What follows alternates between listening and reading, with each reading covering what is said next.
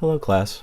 In this video we're going to talk about how we can go ahead and create the Snail cam in Autodesk Inventor, but unlike several of the other YouTube videos out there, we're going to try and focus on how to do this without fully using the parametric constraints and find other ways of addressing the fractions and the equations that would be needed for this model.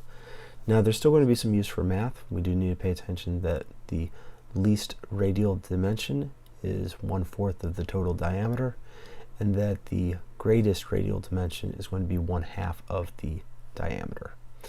So there's definitely going to be some calculations in here, but there's nothing that we're not going to be able to have Inventor do for us.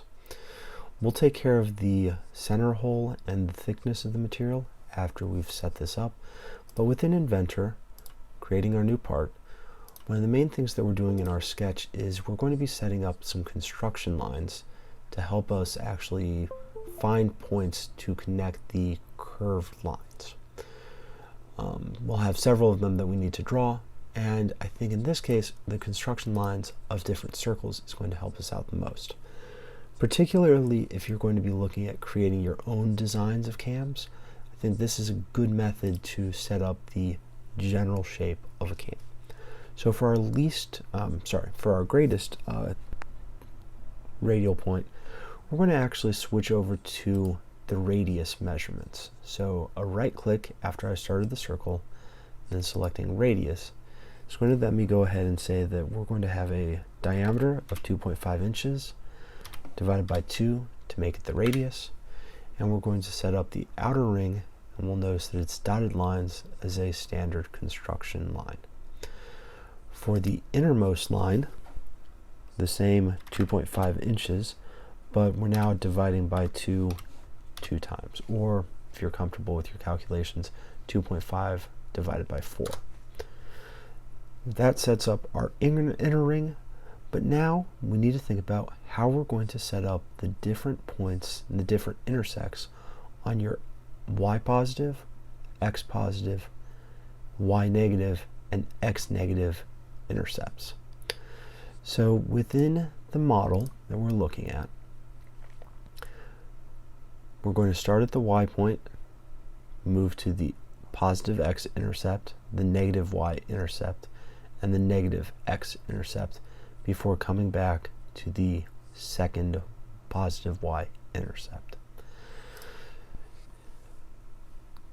Recognizing that we need to have 1, 2, 3 more circles to give us some guidance, we're going to start using the offset tool, which is a function in Inventor that basically copies an existing line and extends it or contracts it in enough to the dimensions that we want. So starting with the innermost circle, we'll select it, and then we know its radius with 0.625, and if we multiply that by 1/4, we're able to go ahead and set up the first of the extra lines.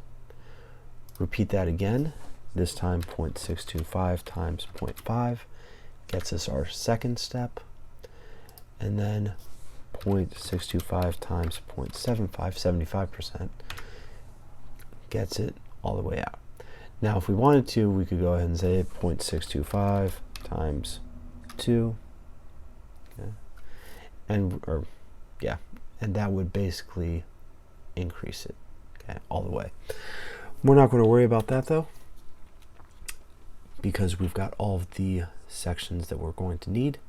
And now, to identify where the intercepts are going to hit, we're going to use the point tool to go ahead and set out our locations.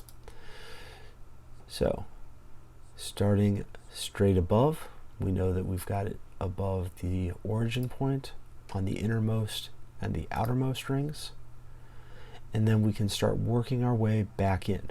So in a ring to the next intercept point, so in this case the positive x intercept, repeat it again in another line to the negative y intercept, in a line to the negative x intercept, and then we see that we get back to that positive point. Deselecting the tool, though, we recognize that we're still having several lines that are going to shift around. Okay? So to address that, we're going to use the geometric constraint tools to help us out. So the ones that we know that are vertically above our origin point, select the new point, vertical constraint, the origin location. We're able to repeat that for all of our vertical lines. Now sometimes the points are a little bit of a challenge to see when you're zoomed out, so you can always zoom in where you remember putting them. And we can effectively lock them all in place. So we're fully constrained, we've got our points. The next step is to go ahead and start setting up our arcs. So in the model, we know that we have it smoothly increasing and decreasing in size depending on its direction of rotation. And in Inventor, we'll grab the arc tool, specifically the 3-point arc tool, to go ahead and connect those points that we just set. So hit the first outermost one, put it on the next one. The third point is so we can roughly place it in between those construction lines that we've drawn. Now, you'll notice that I forgot to turn off the construction line. So rather than undoing it, I'm deselecting my arc tool, selecting the line that I just drew, turning off the construction line.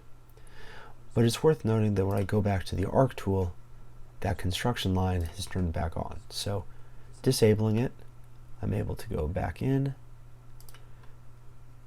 and place my next section of arc. Okay. Repeat it until we have it fully finished.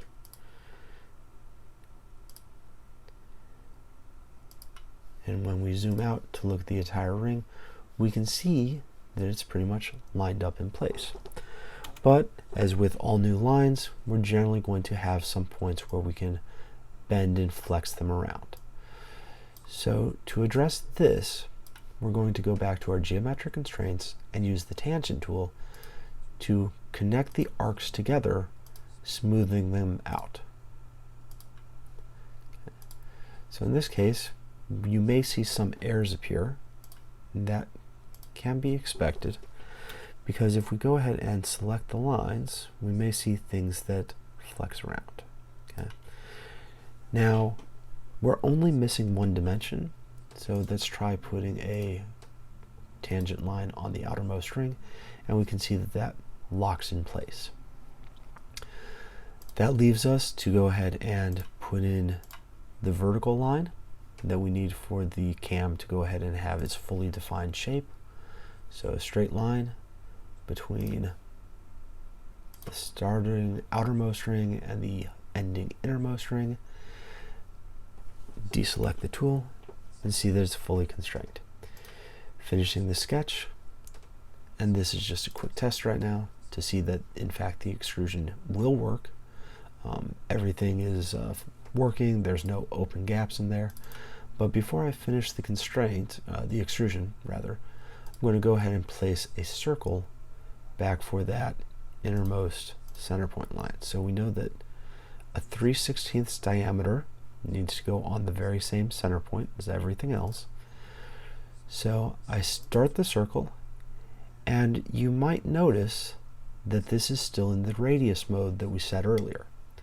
So make sure that you're paying attention when you're in diameter versus radius dimensions. It can make quite a big difference to your models. And then type in the 3/16 to go ahead and set the dimension. We can verify that we're fully constrained still. Finish the sketch, hit the extrusion.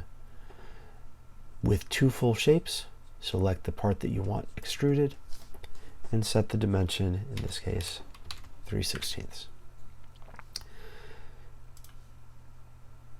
There are definitely some new tools that you need to understand how to use to really be able to create the CAM models or to go ahead and start designing your own at a later date.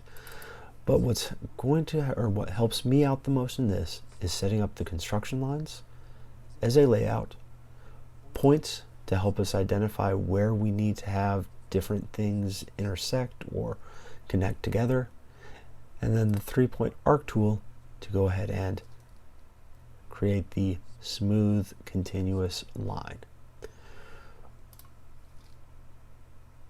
So best of luck in following the instructions and creating these models, and if you have questions, feel free to ask.